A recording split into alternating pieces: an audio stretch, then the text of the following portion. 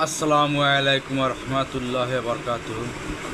আমি ডাক্তার তৌফিকুল ইসলাম আকাশ, medical officer, Shamsur Rahman Sharif homeopathic medical college ও হাসপাতাল, ঈশ্বরদী।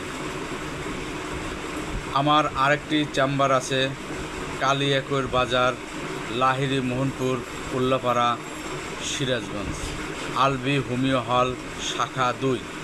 এখানে রোগী দেখি প্রতি শুক্রবার সকাল 7টা থেকে সন্ধ্যা 7টা পর্যন্ত।